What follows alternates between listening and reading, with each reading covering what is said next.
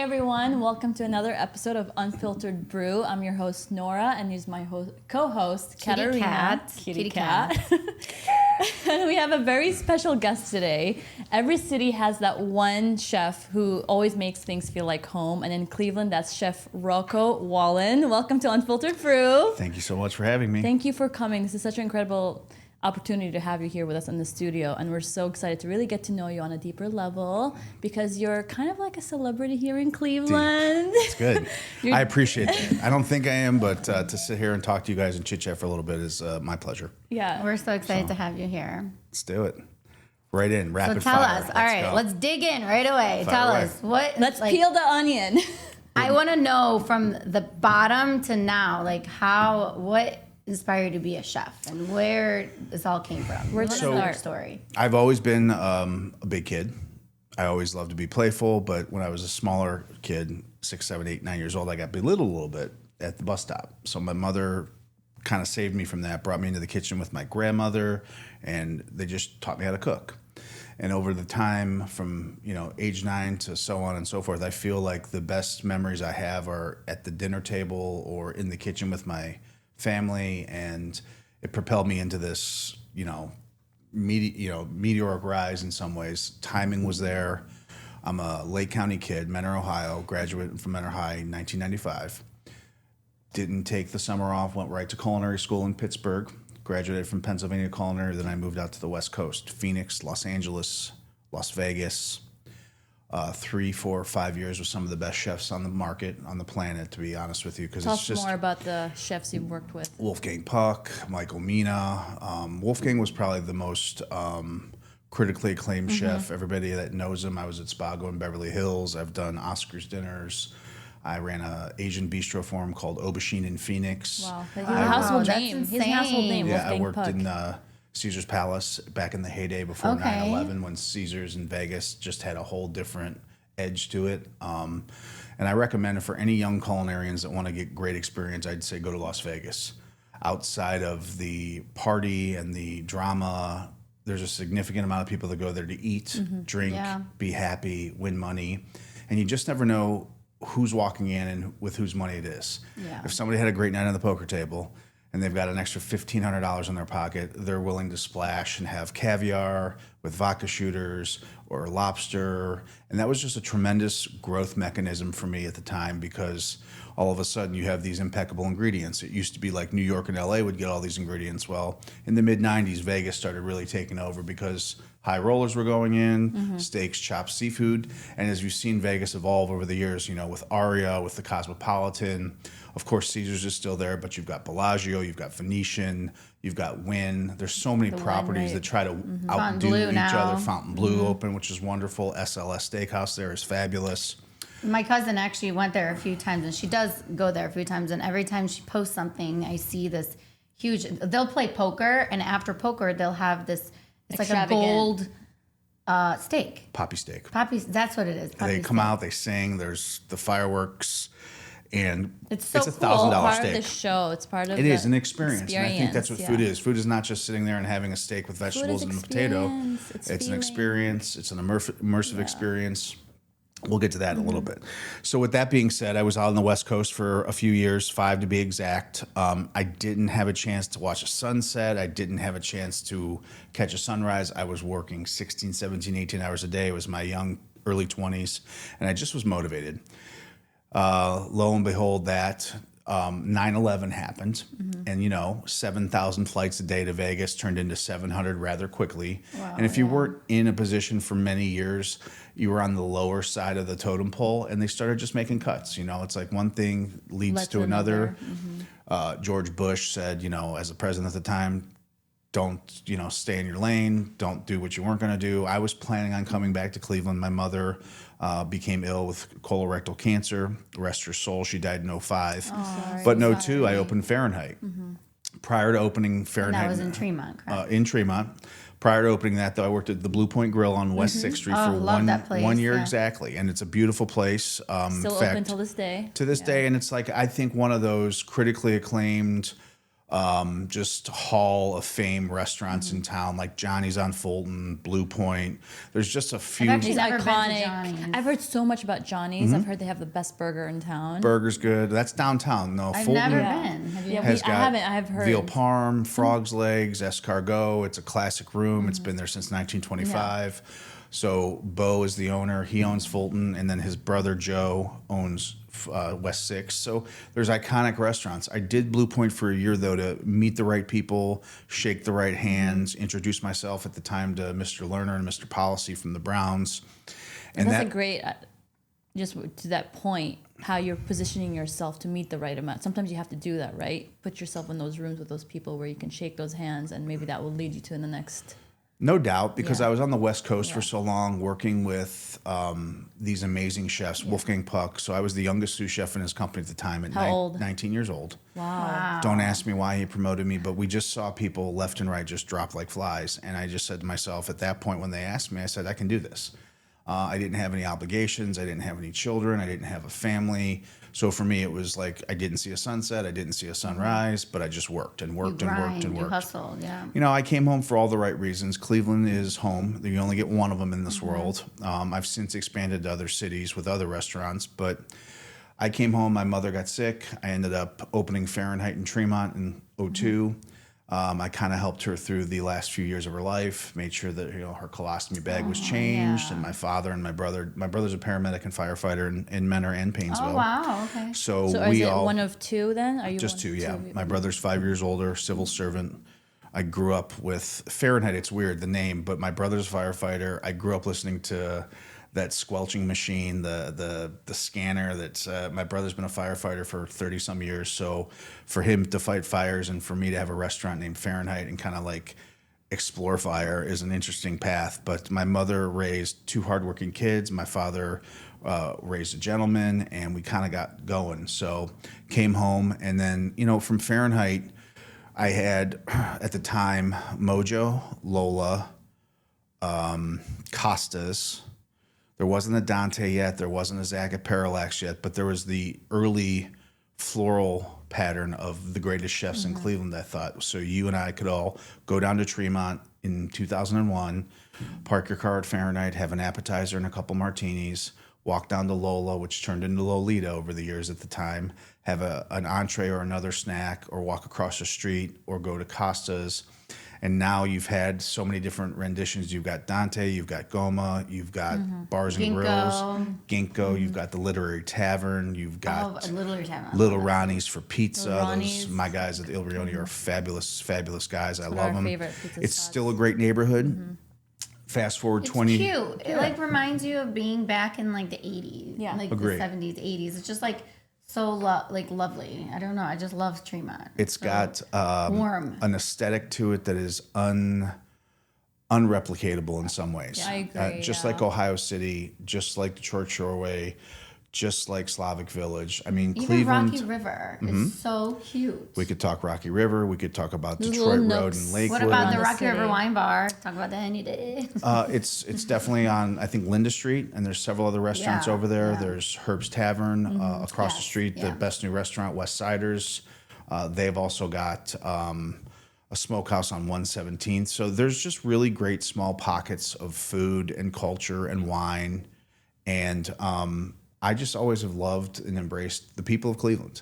Without the great, gritty, roll your sleeves up, meat and potatoes diners of this town, we really wouldn't have as many things to talk about. But also, Cleveland's a great city. You can land in any one of the neighborhoods that we Yeah. just talked about and enjoy yourself and do something unique. And the food is just as good as Chicago, New York, LA, Boston, or at least I'm the guy that's going to tell you it is, and we're going to prove you right. Right. So Yeah. Cleveland has always had right.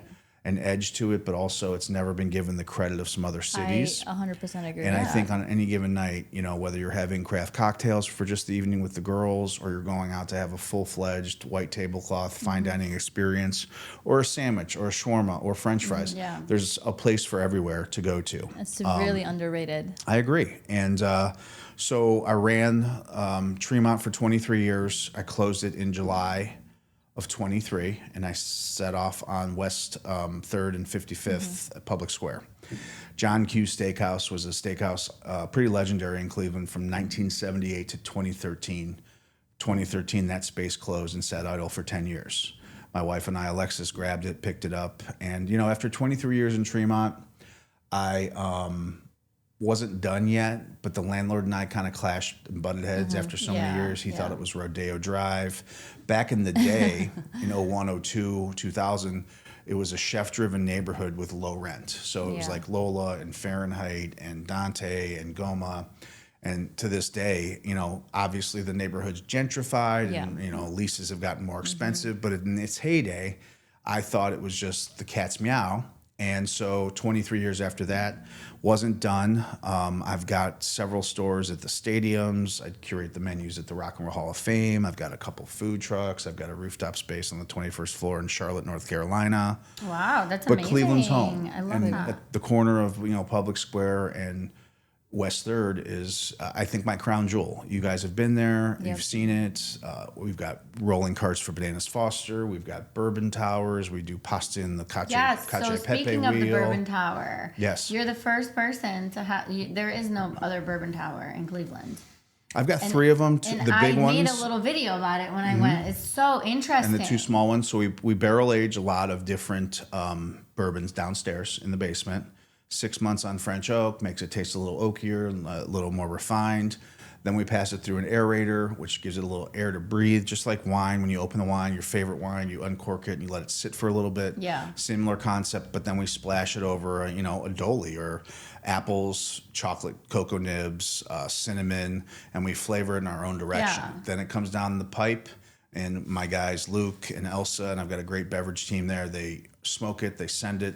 Now in other big cities, it's like you got to have our drink this way. Well, in Cleveland, we don't do that. We just kind of bring it to the table. Yeah. You can have a traditional old fashioned, you can have a perfect old fashioned, you can have a perfect Manhattan. So we kind of just it's an ad lib. Like, we want you to live your playlist, and your playlist has different songs on it and genres. So for us, we don't want to overthink it too much, but we want to have everybody involved. And that's where that show and that immersion side of things kind of comes into play. Part of the experience. It's a very cool experience. It's amazing. So I'm a big creative guy. I sat in chemistry in 9th grade and failed completely, but I paid attention to the things that I wanted to pay attention to. The other little short story to that is when I first opened in Tremont in 2001, Cleveland was a predominantly vodka and gin drinking town. But I made a decision then that I would buy all the bourbon I could. Didn't matter where it was coming from. It wasn't popular as it is today. So I bought. What's your favorite bourbon? Tough question. Blanton's, Elijah Craig 100 Year.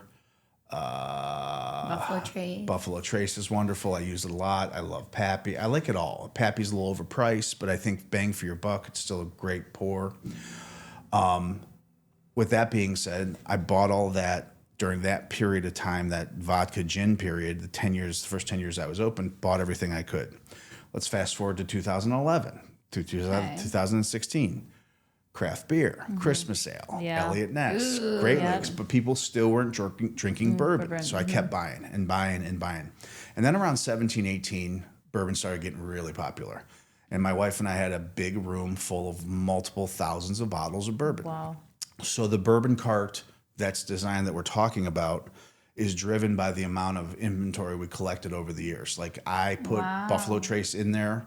Nobody else can really do that because it's so specific and hard to get at times. Yeah. But I've got a lot it's of so hard to get, especially like me coming from running a restaurant. Like, everyone's like, oh, do you have Buffalo Trace? That says no, why not? It's like, it's hard for the actual liquor company to get it. It is. It goes out quick. It sells quick. It's so rare. People get in line for it at 2 o'clock or at 10 o'clock on a Tuesday morning at all your local liquor stores.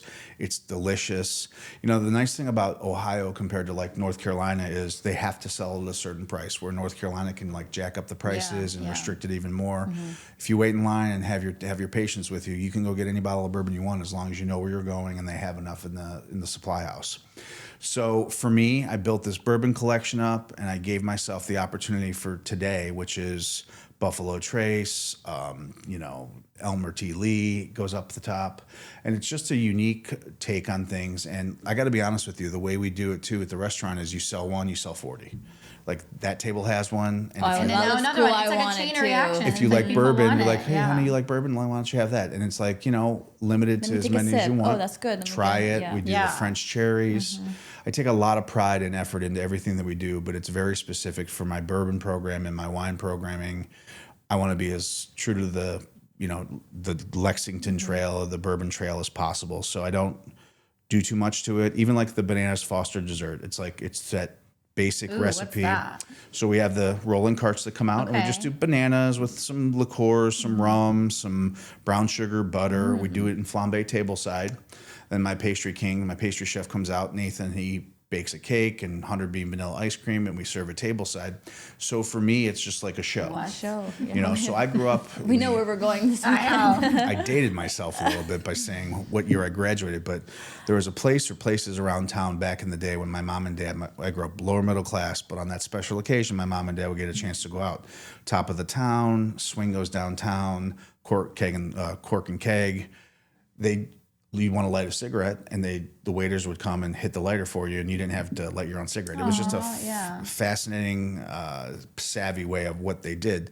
Same kind of concept. I believe in white tablecloth dining. I believe in having a show. So we come out with the cart, and again, same concept as the bourbon. One person hits that cinnamon and that rum and the bananas, and then we flame it, and there's a show.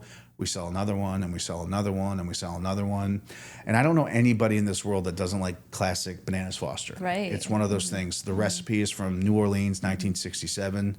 A gentleman by the name of Brennan's Restaurant, John Brennan, created the recipe. I don't take the recipe and put Fahrenheit into it. It's not Fahrenheit flambe. It's just a basic recipe. Brown sugar, butter, orange zest, orange juice, bananas, and then a bunch of 99 bananas, which is always a fun little joke.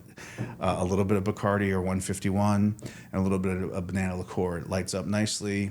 Ooh, great sauce to finish, and then again we pour it over the top table side of some ice cream and some banana vanilla cake. That sounds like I want to come have that. We should have that. Like now. We should do a part 2. Should have brought it here. We should have done a show. We should do a part 2, and we should do it at Fahrenheit. We can do it. Or we can have a part new 2 segment here. that where we do little mini shorts at different coffee shops, but we could do it at Fahrenheit. I love that. It's called Brew Spills. We have coffee. We have shorts. They have really good espresso martini. Yeah. I'll take an espresso martini. Please. You like them? They actually are really good. I appreciate it. That's something too. I let my team navigate the good things. Like I don't think I'm the best bartender or the best chef. I'm a humble guy, but I let my team and their prowess and their high qualities. I've got a great bartender. Her name's Mary. I think she's the best in the city. Yeah. When you say something like that to me, that's like pouring a bunch of coal on my inferno in my furnace. That just keeps me going because you've said independently they're really good. I know they they're are really good. And I'm very picky when it comes to my espresso martinis. You can't have too many can't. lacking flavors. You can't have fake chocolate or anything like that. Like it's espresso. It's done perfectly. Yeah. It's roasted perfectly. It's not over brewed, and then you really can't have cream in it either. It's got to have. See, I like She my likes cream. cream. You're fine I like with a that. little bit of She like does. Bailey's. That's not fine. cream, but I'll give you Bailey's. But typically, we're gonna have it without as much cream as you'd think. Have you ever had a tequila espresso martini? I have. Yeah, I like all sorts of I spirits. actually tried that the other day, and it was really good. I'm not gonna lie. It was like really, really good.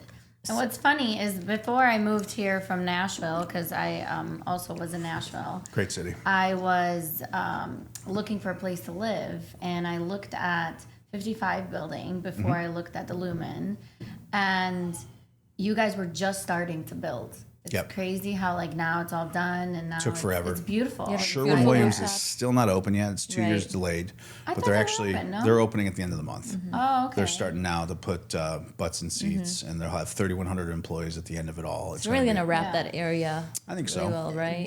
That upstairs rooftop is so pretty. Thank you. I love that. Yep, I appreciate it. You're one of the few that actually have a rooftop too in Cleveland. I think the only There's a couple.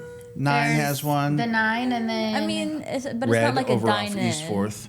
And then they have Bar 32. Bar Red has a 32. rooftop. I didn't know that. Good. Don't forget it. They don't have one. I do. Just kidding. I mean, of course, I would choose you over the Red. That's the only and best fair. I think I've only been to the Red once. I've got a 21st floor rooftop in Charlotte. I opened it in 2013. So how did that come about? Why Charlotte? Out of all the cities. So I mean, you've it's had a great some roots city. in Vegas. It's the new South. Okay. It is populated by many banks. Bank of America, Wells Fargo, Truist. There's lots of flights. So I can get on an American flight any day of the week and get down there. It's halfway to Florida. I've got a small bit of family down there. But I also, at the time in 09, 10, when I started thinking about it, Cleveland has this really wonderful weather pattern. And it's not necessarily something that you can do a rooftop on for 6 months out of the year, 7 months out of the year. I get about 9 months out of my Charlotte rooftop. It's on the 21st floor. It's a mixed-use building, so it's in a Hyatt hotel on top of it, but I'm not associated with the Hyatt.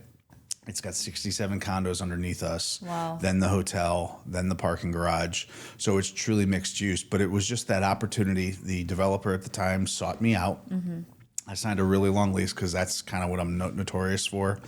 I like long leases. I like to have an opportunity to fail, an opportunity to succeed, but I like the payout to be absolutely 100% worth it. And when you say long lease, like how long are we So talking? most restaurants typically go in and they start, we'll do a 5-year and maybe a 5-year extension. Like I'm at least, I rip a 10, 2 5s, to, like no questions asked. It is. Yeah. But I love that though. I think that's awesome. You're going all in. Charlotte has been 13 years. I've got another 7 years left on that lease. And we'll address it closer to the time. I'm not necessarily looking to leave Charlotte at all. It's a great city. Not easy to go back and forth, but I figure it out. I manage it through my great people that I have. And it's an opportunity for me to like see things in the South, take walleye down there from this lake, bring strawberries up from South Carolina up here in the summertime. And, balance. it couldn't have been a better decision for me, for my personal life, for my family life. It's a fun city. If you've never been, it's like Nashville. It's like Houston. It's like Denver. It's like, San Jose. There's great cities all around the country, and it just was so untapped. There was never another rooftop restaurant that opened prior to me, so I was the first open-air rooftop restaurant to open in Charlotte. Down there too? Wow, I love that. And just the fact that I had a chance to cut my teeth on that for a few years before I decided to jump in on Cleveland. I'm a big believer in making Cleveland as great as possible, so Cleveland needs rooftop opportunities. Rooftop restaurants. And so when I did the Sherwin deal at 55, if you look one way, you've got the first skyscraper that's been built in Cleveland since 1991 outside of the Hilton, Bar 32. So you've got in the 4-block radius, I've got the Sherwin Tower, Terminal Tower, I've got Key Tower, and I've got the BP building, the Huntington building. Public Square will never be built on. So I've got this impeccable view of the city that will never, ever now until I'm gone. Unobstructed view. Unobstructed view. Unobstructed views makes your drinks taste better, make you beautified even more. Make you want to stay longer. People love it, and people in hot summer nights with the right DJ playing music. And I'm very reserved. The sunsets, sunset hour, golden hour. There's a lot of marketing that can go with it if you do it right and successfully. I've always been pretty good at marketing. Fahrenheit has that smoldering effect, the heat, the temperatures, the degrees. And, my wife and I really love rooftops. And she's a Northeast Ohioan. I'm a Northeast Ohioan. We want to have and we want to create amazing things for not just your out-of-town friends when they come in to do, but your regulars. We have happy hour. We have rooftop happy hour, which is kind of like something you don't see very often. But I like people to have a chance from all walks of life to go ahead and enjoy a rooftop because I love them. Yeah. If you're in Dallas or New York or Boston or LA or Chicago, and I know I reference a lot of different big name cities, but I consider Cleveland just right up there with them all. And if you have that mindset and you continue to deliver at a high quality, the next thing you know, Cleveland's in those conversation pieces with the other cities. And that's what I really want. Almost every guest we've had on the show has it out for like making Cleveland better. Dino Palmieri. I love him. You've seen him what on got you into the industry, Dino? I like girls. It was awesome. Do you see it? It was fabulous. And, he's a mentor of mine. He's awesome. We love him. He started with scissors and the will. Yeah. And his will created an amazing opportunity for him and how many chairs across Northeast Ohio for fabulous women and fabulous men to sit in, create the arts, whether I'm at the art museum, whether I'm in a hair salon, whether I'm at a restaurant. Creatives and art music, and people are what makes cities really truly develop to their fullest capacity, and I'm kind of here for all of it. So I want to know, like, how do you do it all? How do you manage your empire? I'm thoughtful, caring, kind, stern. I'm completely crazy, neurotic, narcissistic at times in some ways. But I think At least you're honest. to be successful, you have to be. Yeah. But power within my organization comes from the people I have. I've always had an uncanny way of keeping people for a long period of time. My executive chef downtown is with me now for 10 plus years. My second in command, which a sous chef or a kitchen manager, has been with me for 14 years. I've got some servers downtown at 55 that have been with me since 2009. Wow. I've got an entire staff. That's a reflection of your ability to grow and develop and create that, like, and foster those relationships with your employees. You got to be fair. You got to be stern. You got to be hungry. You got to be determined. You got to be disciplined. You know, to being a chef or an owner, I've got 140 employees in 2 cities. I am the doctor. I am the lawyer. I'm the bank. I'm the therapist. There's a lot of different hats that I try to wear. Every staff member that comes into my restaurant every day gets a staff meal. Because it's like, even if there's a slow night, you're going to get cut or phased, and we all know how that happens. We're watching our labor dollars. You dress, you get ready, you take your transit or you drive in, you pay to park, you come downtown. You always get a hot meal.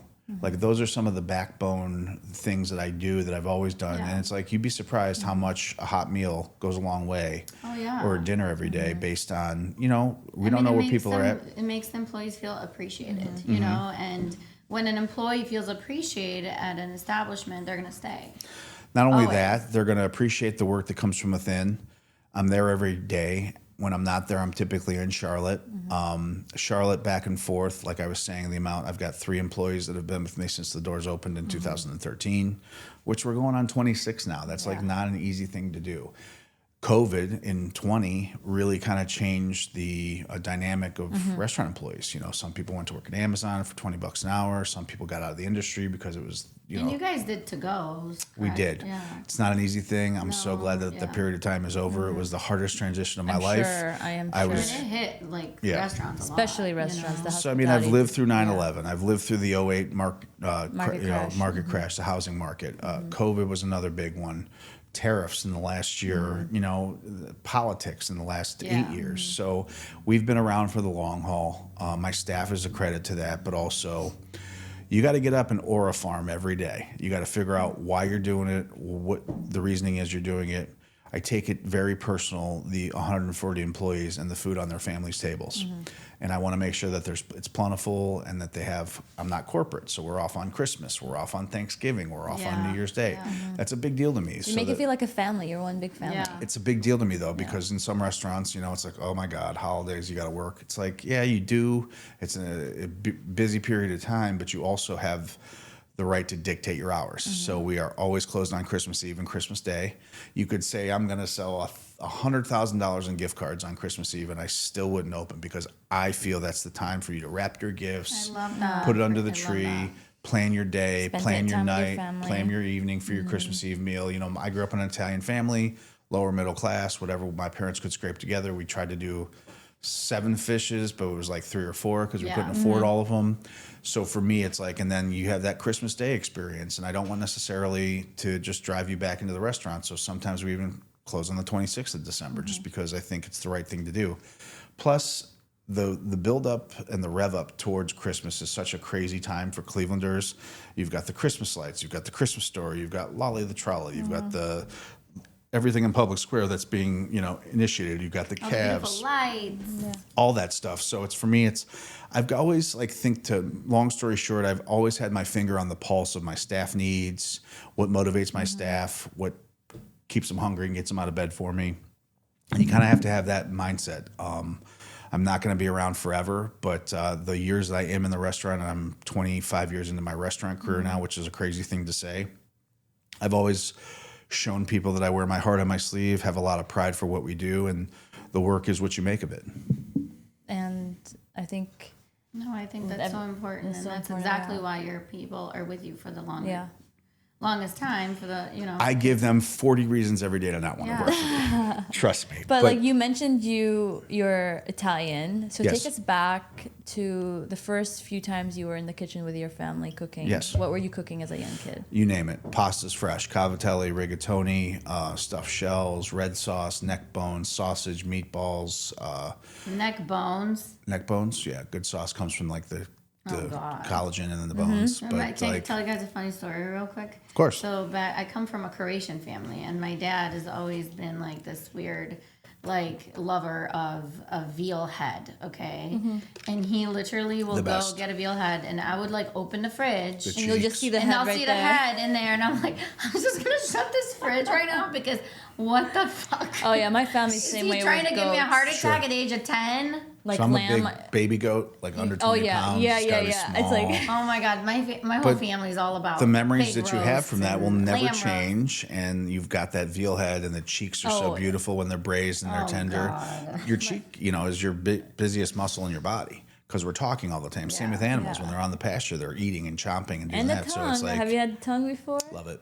My family, I'm Middle Eastern, so when the lamb tell me comes you out, eat the tongue. I can't, but like I'll have liver. That's about it. But anything beyond that, Love I liver, can't. love beef tongue, love pickled beef tongue. My family will eat every single part of that goat or lamb. Like, It's funny you say that, too. Nothing will go to waste. So Even I'm talking about like brain. yeah, of tissue course. too, In Cleveland, we've got such an ethnic pot of joy.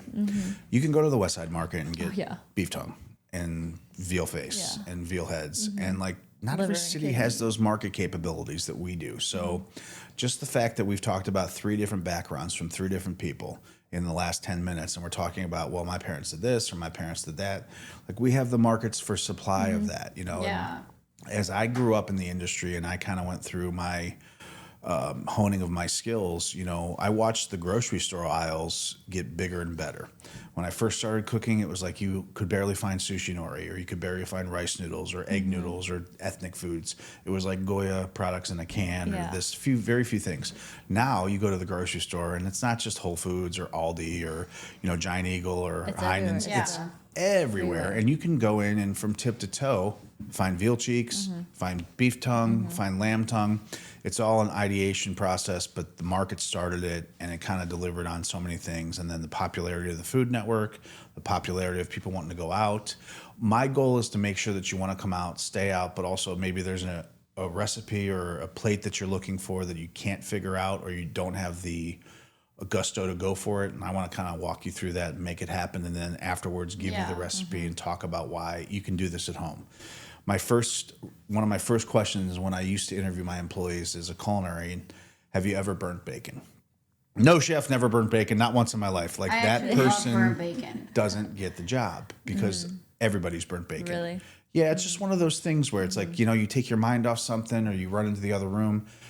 There's not one person I know that hasn't burnt bacon in their life. I love eating burnt bacon. And to say in it's caramelized, there's different ways you can put up words you can put on it. But it's like to say that, like, I want you to have the job, but I also want you to be truthful to the fact that we've all burnt bacon. And if you don't say that, it's like, I want to see this person who's never burnt bacon, because I burnt bacon 10, 15, 20 times in my career. I'd probably burn it this week if you give me a chance. So I'm very careful and critical of people that walk into my life, but also I've got the world's greatest staff of the world's greatest people.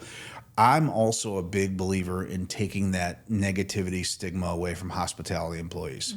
They don't all do drugs. They don't all drink their faces off. They don't all just philander around town. There are good people in the industry, and if you treat them as such, the results deliver. So, like, hospitality industry is very chaotic, very fast, very, you deal with a lot every day. Love the rush. How do you manage to stay calm? Like, how do you, what's your stress relief? Like, I've got a couple, actually. About 15 years ago, my wife lamented to me I should probably get some hobbies outside of cooking and managing. So I started working in redoing like older cars. So anything pre-1982 without a computer chip, pretty much I can work my way around. I've got a couple older trucks. I've got a 64 Chevy that I roll around in. It's a black monster with a little That's awesome. Corvette I think engine. I've seen that on your Instagram. And then I also box. I'm an American Masters green level coach. I box every morning. I did see that. I've seen that. I box every morning at 4:30. Don't you go? You work out. I'm not gonna say what gym because there's stalkers out there, but. There are stalkers. There are stalkers. Thank you for Well, that. You give away where you live there. But we do go to the same gym. Oh, wonderful. I swear. I didn't even know that. I'm with Adam. I love Adam. AAB, if you're listening, which I'm sure he will be. Listen, He's actually supposed to be on the He's pod. supposed to be on the podcast, and he ditched us, Adam. Adam Bradley, I will make sure that you find out why you should be on this podcast as soon as possible. I get in the gym early, though. It's a 24-hour gym. I know. He was working one night. He also does security, and he was working, and he texted me. He's like, I'm so sorry. I'm like so tired. Speak of the gym. You've mentioned the Food Network, and you were on the Food Network for a show. I have a couple shows under my belt. Lost them all. Crazy. Tell us about the Fat Chef. Great name, huh? They were going to call that show Chef Reduction. How's it not canceled? And I wish they would have. But it was a show that I did in 2011, and they went on with 8 contestants. And our goal was like The Biggest Loser. We had to lose as much weight as we possibly could in 16 weeks. It's like Food Network edition of It The is. Biggest I Loser. lost 85 pounds in 16 weeks. I learned how to not do it correctly.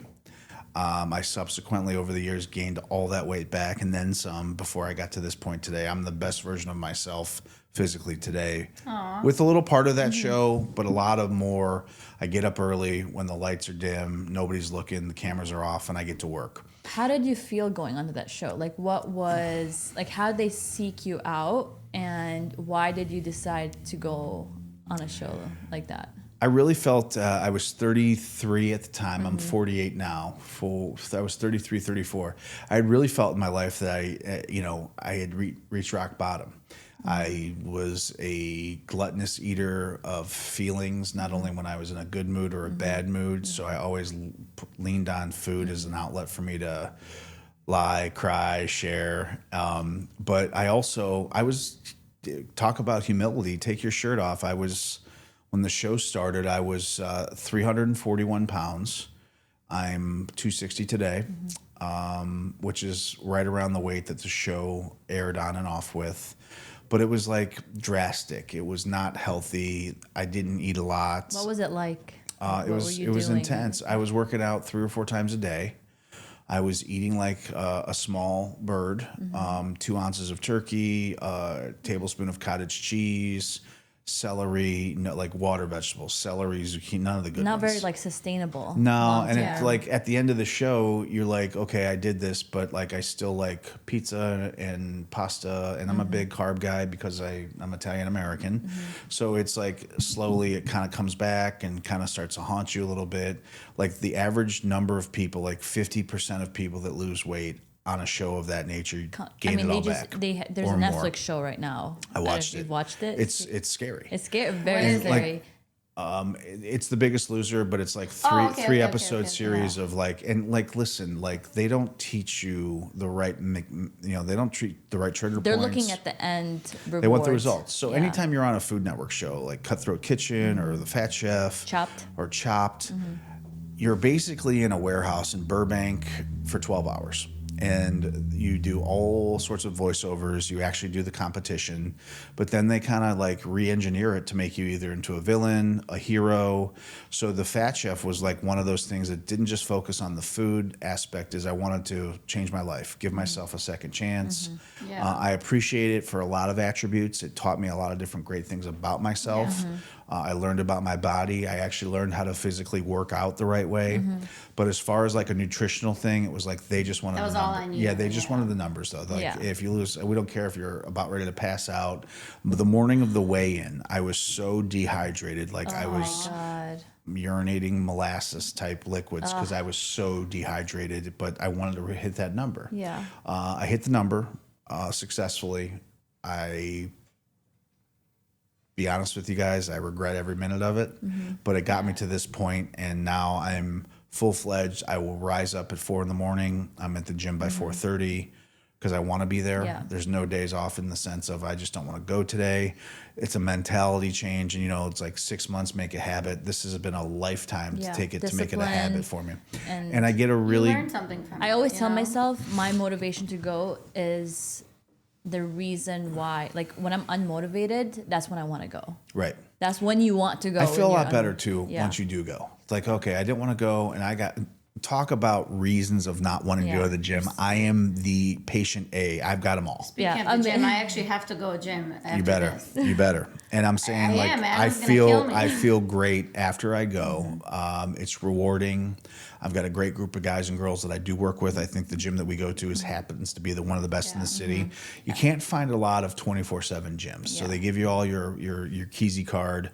She can go in and it's a pretty safe place. I can go in, it's a pretty safe place. Plus, also, there's plenty of good people there. Myself, Adam, that are there to be. It's very motivational. You go to the gym, and if you're physically fit and you're a model, you get hit on, you get looked at. Like there's less of that at this gym and more of this like the workout and kind of like cliques of people that really just want to benefit their bodies and do better. 24/7 though. So like on a Friday night, if I want to, at 10 o'clock, leave the restaurant, I can go work out for an hour. And you'd be surprised. Go at 2 in the morning. The endorphins rise and fall with the tides. So for me, it's an opportunity to get in there. But I do like the early because not many people are there. Yeah. It's like I've got an entire boxing facility to myself. It's a very large facility, but it's not like your Planet Fitness or anything like that. It's got no attitude to it. It's dark, it's dingy, it's cobwebby, but I love it because it is just that. There's so many different competitive gyms out there. And I love my friends at Strong Style. I'm a member at a few different gyms, so I get a chance to go here or there, depending on where I'm at in the city or what my schedule is. Even in Charlotte, I've got a personal trainer, Preston Lewis, that I absolutely love. I just really try to find ways to bookend my day with a workout of some kind. So, and I do the 4:30-ish stuff in the morning because I'm a big believer that discipline is key in life.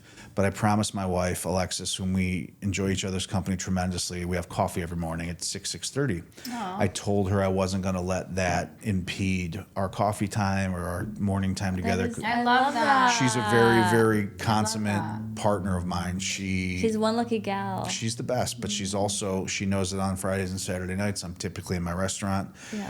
I drive the marketing behind the restaurants through me. So it's like if I'm in the restaurant, you have a better experience. It doesn't mean that you're getting something different, but if I'm there to say hello or bring out the banana cart, you're the face of the brand, right? Speaking of founder-led marketing. Speaking of the restaurant, so everyone never always sees the back end stories. Give us like a funny meltdown or chaos that's happened in the back. In Cleveland?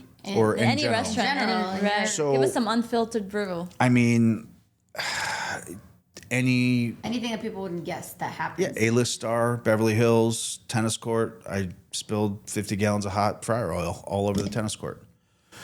Biggest problem with that was I didn't tell anybody, and I was the last one out, so I had to go back and figure it out, and it ended up costing me a few dollars because we hurt the tennis court. But how does something like that happen? How the heck did it was you do that? young negligence. I mean, I was trying to do too much at once. I was trying to carry, and it slipped out of my hand, and the next thing you know, it's all over the tennis court. It's all over the place. But I mean, in general, like there's different.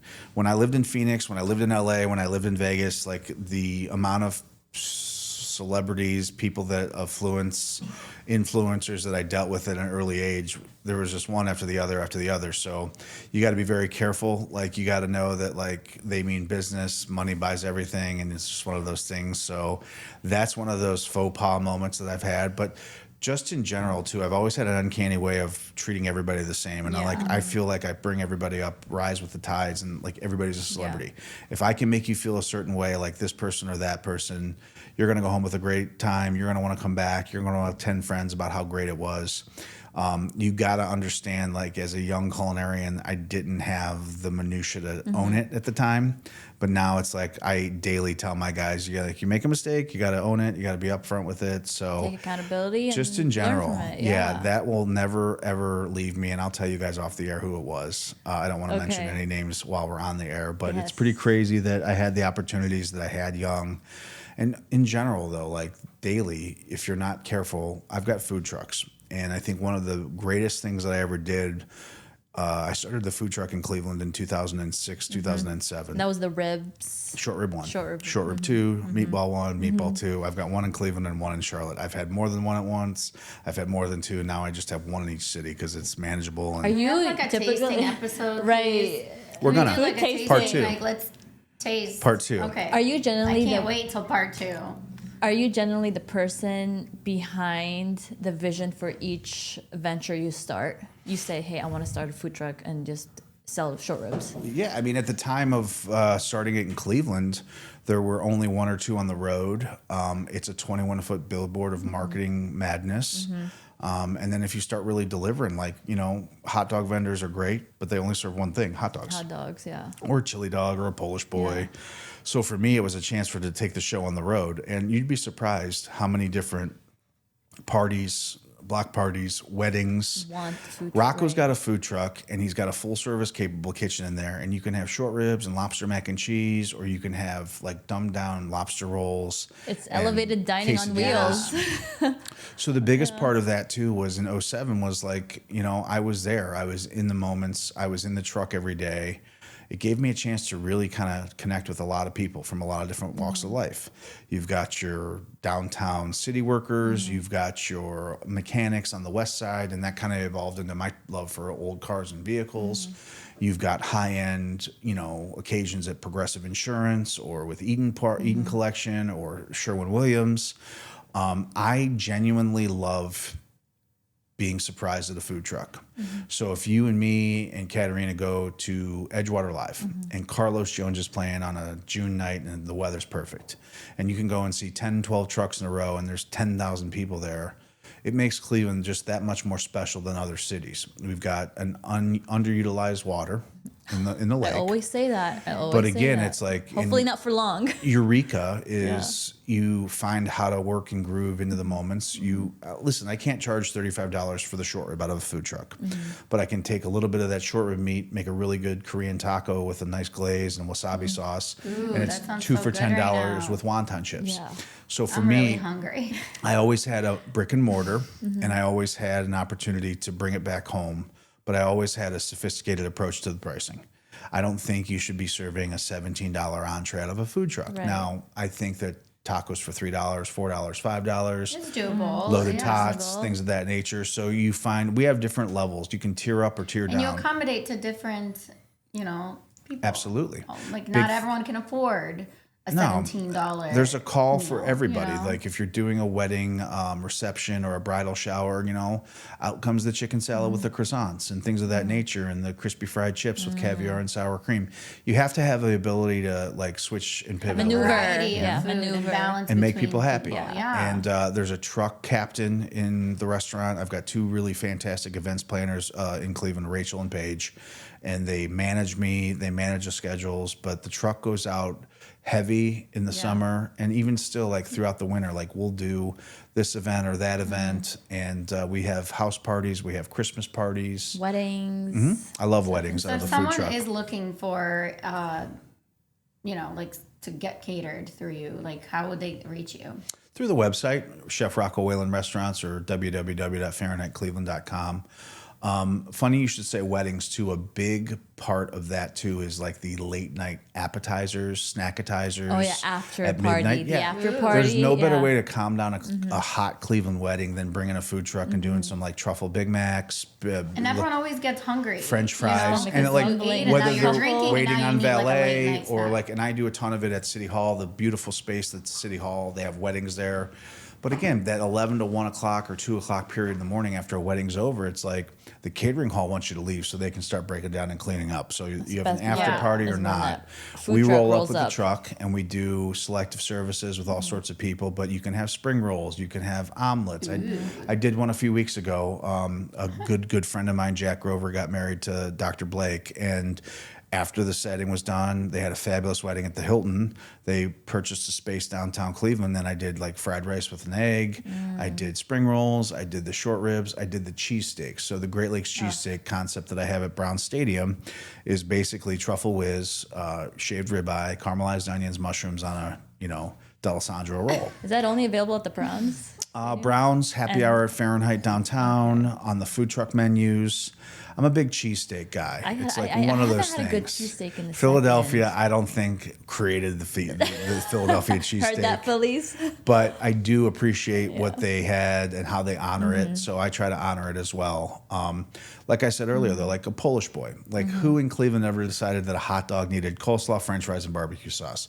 I don't know, but it works, and people love it. And it's so freaking good. People love it, and whether you're at a Guardians game or a Cavaliers game or a Browns game, there's a significant number of people that still want to have that traditional game day fare. Nachos, tacos, hot dogs, burgers. Comfort food. But then there's that 10, 15 percentile of people that would okay with a short rib taco or okay with a Rosie and Rocco's pizza or meatball in the club sections, Club North South of Brown Stadium, or at the Rock and Roll Hall of Fame, like Fleetwood mac and cheese, you know, John Bon Jovi French fries. Like I do a lot of different creative work for a lot of different people. And I like to just really satisfy people and make people happy. Again, quality rises, and I think there's opportunities for everybody in the city. A few men and women in this city open garage-sized doors for guys like me, and my goal is to continue to open garage-sized doors for the next wave of chefs, entrepreneurs, and people that want to make Cleveland even greater than it already is. Which is, it is already great. Like, I love how you're like at Cleveland everything, and that's so important, you know. And almost every single person we've had on the show comes in with a Cleveland gear. We don't tell them. It's really, you're doing amazing. So tired over the years of people not giving us any credit. And we need to flip this around. Like, it's easy for people to talk about like how terrible. Oh my God, you're going to Cleveland, or you live in Cleveland, this and that. But they don't see like how it's like. It's like this beautiful little hidden gem that has these we have a North Coast amazing food. We have a resource, fresh lake water, that not many cities get a chance to be accommodated on. And in 50 years, water is going to be one of the most critical ingredients that you could ever get your hands on. I'm just so into, you know, like when people talk about the city of Cleveland, they probably mention the Browns, they probably mention the Guardians, they probably mention the Browns, the Great game Lakes. on Sunday. How about that? Look at that. A wet that one, but amazing. they won. And the job, Dolphins, guys. they did. And Cleveland's got a really great taste and thirst for football, basketball, baseball. And, you know, as the teams didn't do well in the late 90s, you know, after the Indians sold out 455 games and then they kind of went on and had a lull, or LeBron wasn't here yet, people gravitated towards the food. Yeah. And people really liked the fact that, like, the chefs in this city kind of hoisted up some of the components, but also, you know, then LeBron came, and I've got my stories about the LeBron years, and I've got stories about the Browns, and I've got stories about the Guardians. So we're gonna need like a 5-part series. With you. I don't know about that, but Cleveland's a sports town, and you have to grasp the concept because there's a lot of it going on, and if you're not a part of it, you're on the outside looking in. Yeah. So I want to do a quick rapid fire segment with you, and we're just going to run through these questions, quick answers. You got it. Favorite ingredient right now? Lemongrass.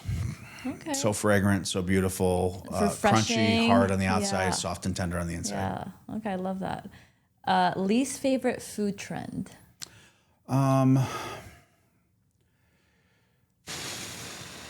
It's tough because I'm a believer in, like, there's no such thing as a bad food trend, but I would say that you know, snackety type dips aren't my favorite thing. Like, I like a meal. Shareable plates, I think, have run a really good course, but I think it's time Let's go back to an appetizer per person, maybe a salad or soup, an entree, and throw a dessert on there because I'm going to go out and whoop it up. But it's snackety, you know, just kind of shareables aren't necessarily my cup of tea. Plates.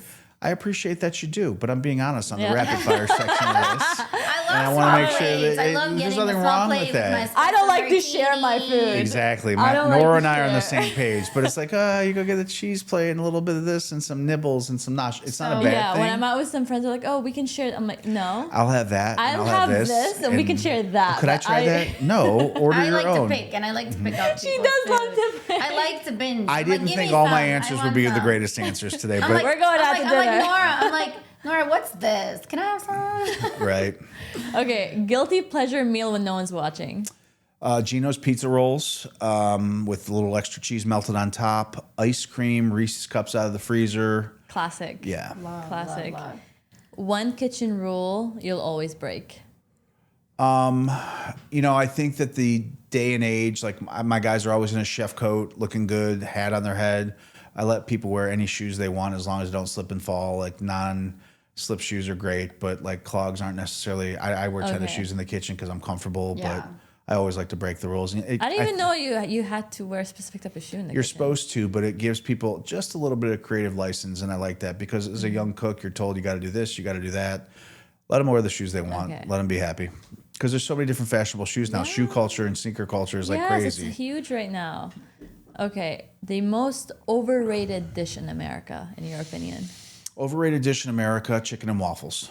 I think it's fabulous. I agree. But crispy chicken tenders over another waffle. I mean, everybody does it. Everybody. Chicken tenders and fries, I feel like, is like the over. No, so when Mr. Hero, fabulous chain that it is, starts doing like waffle buns, it's time to go. Like, but I love a good chicken and waffle, but it's every restaurant under the sun has tried it or put hot honey or Cajun spice. Like I just think it's time to move on. What's one food you secretly hate but to pretend to love? Garlic. Oh, I love garlic. You pretend to hate garlic? Do you pretend to hate it though? I do. Really? I don't use a lot of it in my cooking at all. Why? Oh my gosh. Garlic powder is literally in every single one of my meals. I love garlic powder. Being part of Italian is literally putting garlic on everything? It is. And the Italians overuse the heck out of it, you know, basil, garlic, and some of those. I don't use a lot of it. I try to, like, I juice it. I take the juice out of garlic or onion. Like, I don't typically put onions in my recipes either. I like raw garlic. I'll puree it and then squeeze it out with a cheesecloth. I've seen people do that. To marinate meats and using sauces or? Yeah, but not even just to say that. It's, you know, there are so many different diuretic needs anymore. Like 50 years ago, there wasn't celiac. There wasn't, you know, now it's like you got to be careful of that. Some people don't have that enzyme. IBS. Yes, some people don't have that enzyme that requires you to process garlic and onions. So it's one of those ingredients that like I'll find a way to figure it in, but it's not something I don't need chunks of onion in my tomato sauce to make it like, oh my God, Italian. The secret to a healthy life and to be healthy is garlic, moonshine. Your husband's gonna hate to see you coming. Garlic and onions. Garlic, moonshine, and smoked meat. That's what my family does. Whenever we're sick, my mom's like, eat some garlic. Oh yeah, my dad eats raw garlic every morning. Raw garlic. Every morning. Though? He'll take a garlic, he'll scorch a little with a knife, just a little sliver, my dad and then he'll take. He says he doesn't really chew it; he just swallow it and let it do its thing. And I'm like, I don't. It's got the vampires off the hook too. So if you slice it really thin and you make it so that it's like double blanched, it takes some of that enormous, very refined flavor out of it. Double blanched, please. So you take garlic. Dumb it down for us. Take garlic cloves and then you boil them for like, I'm paying attention right 90 seconds just to get that initial. Garlic's a very soft ingredient, so it like doesn't hold up till 90 seconds. Slice it and then you throw it in some olive oil and then you bring it up to like 150 degrees, double blanched, twice cooked. Okay. What's one thing that you would tell an angry customer, with someone that's coming in and just being rude to like the server and like, you know, just how do you feel about angry customers? I think as I was a young chef, I was really afraid to fire customers, but as I've grown a lot older, I think sometimes customers deserve to be fired. If you have an issue, I don't pretend that I'm going to bat 1,000. Nobody ever does, but I do want to have an opportunity to win your trust, gain it back. But please don't leave and tell 10 friends about how shitty my place is. Let me know in person. Let me know in real time. And don't want to hear the feedback. You want to hear the feedback. Google review 1 star. It's like those don't do me any good. Or after the fact, like I had this or had that or I didn't like it. Just be real. And there are shitty customers out there that you have to kind of put in their place. But there's also people that come in just to push levers. A server's in there doing the best they can. They are of servant and service to people, but there's ways around, like a thank you and a please and fresh eye contact from a guest. Always a good way to do it. So I try to treat people. Someone that treats a server bad is just a shitty person. And I try to treat people the way they feel and they want to be treated, but also, you know, there's a price tag for that. So I have a few more questions real quick. If anyone's listening wants to come to Fahrenheit, what's the one thing they should have on the menu? Braised short ribs. Okay. Signature dish, 25 years, slow braised Wagyu beef. When I opened Cleveland in 2001, Wagyu wasn't available. I had to source it out, so it took me about 10 months after we opened to get it. teriyaki lo mein noodles, so it's vegetables. You're like one of the OGs that brought Sounds Wagyu amazing. beef to Cleveland. Vegetables, mushrooms, Napa cabbage, the Wagyu beef sprays for 24 hours. It's rubbed with curry, cumin, cayenne, 5 spice, so there's a little cinnamon to that. And then I would say the chicken spring rolls. I love ethnic food.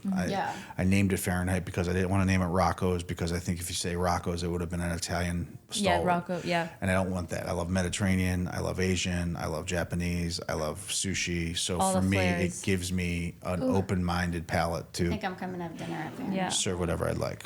Not after Gordon Ramsay walked into Fahrenheit unannounced. What are you giving him? he did 6 weeks ago when he did the show. Oh here. yeah, he was in town. That's right. That was the first place he came was mine, and he had sushi and he had short ribs and he had the chicken schnitzel. I do a really wonderful pounded, breaded, cooked in brown butter schnitzel with German potato salad, mustard sauce, pickled beets. He was a pickled hoot beets. too. He was a hoot. He was a Middle really, Eastern. really Oh, great pickled guest. anything. You happen to know somebody who knows somebody. They gave him an opportunity to come in, and then he subsequently went to 6, 7, 8 other restaurants while I was here. Filmed a couple Gordon's Kitchen Nightmares and stuff. Yeah. Awesome. Great question. Yeah, It happened. love that's that. great. I love that. Rocco, this was a lot of fun. I appreciate this it. was amazing. Thank you for sharing your story, and thank you for coming on, and we loved it. And I literally can't wait till part 2 because we're doing part 2. We should at the restaurant. Yeah, I've got a burner. I absolutely. can bring a burner here. We can make Can this I place. cook? Sure. Guys, I'm not everybody, afraid. everyone listening, please check out Fahrenheit in Cleveland, Fahrenheit Charlotte. Go hungry. You have restaurants at every single stadium, at the casino. He's all over the place, guys. Check his Instagram, check his website, and stay tuned for part 2 because we're going to be going to Fahrenheit soon. I like it. And doing a little... Thank you for listening. Don't forget to subscribe, follow, share. You can listen on Spotify, Apple, YouTube. We love you, Unfiltered Brew fam. Bye, guys. Bye. Till next time. Bye.